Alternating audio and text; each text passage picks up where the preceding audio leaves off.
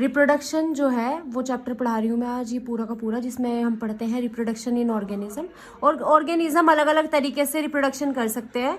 जैसे कि रिप्रोडक्शन जो है वो क्या करता है, वो बायोलॉजिकल प्रोसेस होता है।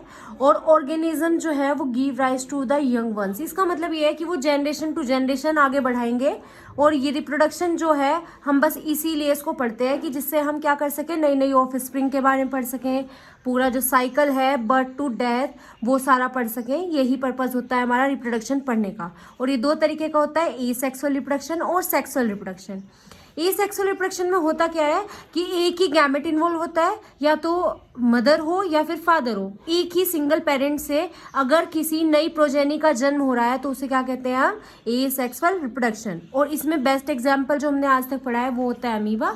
अमीबा इरेगुलर शेप में होता है, फिर अपने वैक्यूल को बढ़ा देता है। वैक्यूल बढ़ाने के बाद वैक्यूल बढ़ जाएगा, न्यूक्लियस का साइज बढ़ जाएगा, न्यूक्लियस डिवीजन करेगा।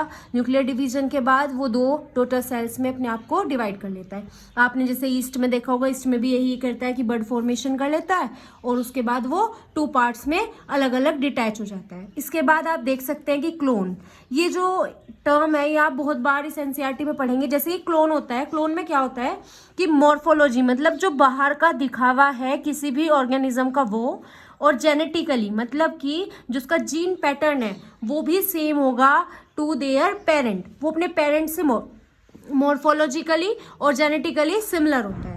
इसके बाद हम आते हैं अगले पेज पर। इसमें देखो जैसे बहुत सारे डायग्राम दिखाए गए हैं। ये दिखाया गया है हाइड्रा का, और जो ये है एक ये डायग्राम दिखाया गया है, एक कॉनिडिया मतलब ईस्ट का दिखाया गया है। और आप देख सकते हैं सबसे पहली जो टर्म दी गई है ब्लैक हेडिंग में, उसका नाम है सेल डिवीजन। इसका मतलब कि हाउ द सेल डिवाइडेड, इसका मतलब होता है सेल डिवीजन।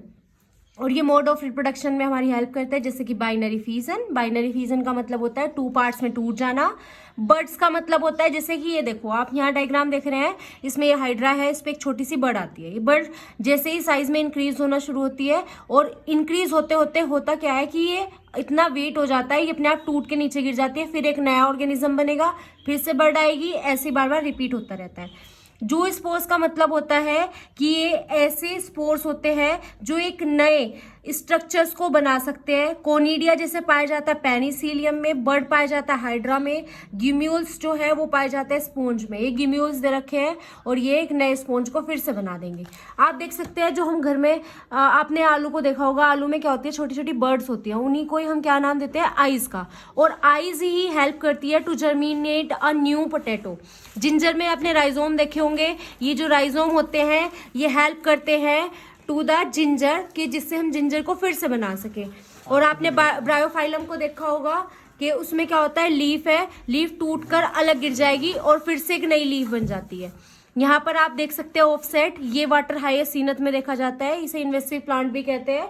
ये ऑक्सीजन इन्वेस्ट कर लेता है थ्रू द जो एक्वेटिक एनिमल्स होते हैं उनकी डेथ को कॉज कर देता है। अब हम सबसे पहले पढ़ रहे हैं सेक्सुअल रिप्रोडक्शन में वेजिटेटिव बर्ड की बात करेंगे।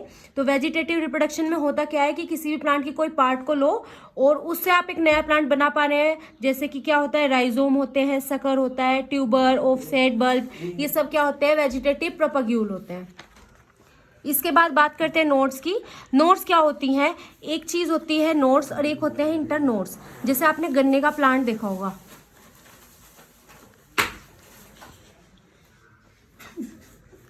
ये जो बीच वाला पार्ट है इसको क्या कहते हैं, इंटर नोड कहते हैं। और जो ये है, ये वाला जो पोर्शन है इसको नाम देते हैं नोड का। नोड से ही क्या बनती है, एक्सिलरी ब्रांचेस बनती है। और जो इंटर नोड होती है ये पोर्शन होता है बिटवीन द टू नोड्स। इसके बाद बात करते हैं सेक्सुअल रिप्रोडक्शन की। इसमें दो फेज पाए जाते हैं, वन इज ज्वेनिन फेज, जिसे हम क्या कहते हैं, ये फेज होता है जो एंटर कराएगा, एंटर इनटू रिप्रोडक्टिव फेज, जो रिप्रोडक्टिव फेज में ले जाने में हेल्प करेगा। और वेजिटेटिव फेज प्लांट में देखने को मिलता है। अगर हम बैम्बू की बात करें, ये क्या करता है, 50 से 100 साल के बीच में एक ही बार देता है पूरे लाइफ स्पान में, और 12 साल में देता है स्ट्रोबिलिंथास क्यूनिथेनिया, जिसे हम नीला कुरेंजी का भी नाम देते हैं। फिर हम बात करते हैं ऑस्टस साइकिल की, मतलब जो एग लेइंग होते हैं, मेंस्ट्रुएशन साइकिल मतलब जो बॉडी में मेंस्ट्रुएशन साइकिल कराते हैं, जैसे कि किस किस में देखने को मिलता है, मैमल्स, एपीज में, मंकीज में। इसके बाद बात कर रहे हैं हम fertilization, pre fertilization and post fertilization की। इसके लिए मैं एक सेपरेट वीडियो बना दूंगी और please help me out and subscribe more and more